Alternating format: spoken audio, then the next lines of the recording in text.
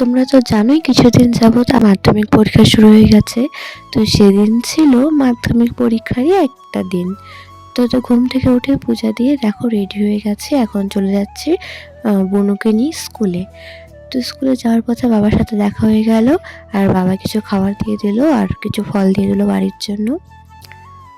তারপরে স্কুলে গিয়ে দেখো বেল পড়ে গেছে, দেখলাম বুনুরাও ঢুকে পড়লো স্কুলে। পরীক্ষা শুরু হওয়ার পর আমরা চলে যাই পিকনিক করতে। তো দেখো ওখানে কাকিমুনি আমাদের জন্য সবার জন্য বড়ি নিয়ে এসেছিলো, সেটাই মাখছিলাম সবাই মিলে।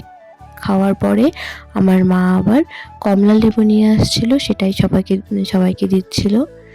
তারপরে দেখো এদিকে হচ্ছে পাশে একটা মন্দির ছিল, তো মন্দিরে পূজা দিচ্ছিল বলে কাকিমুনিরা মিলে আমরা সবাই মিলে চলে গেছিলাম প্রসাদ খেতে। প্রসাদ খেয়ে আমরা চলে যাই আবার স্কুলে। তো স্কুলে পরীক্ষা শেষ হয়ে গেছিলো।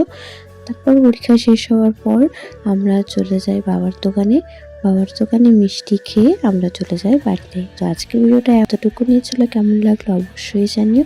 Thank you for watching, by.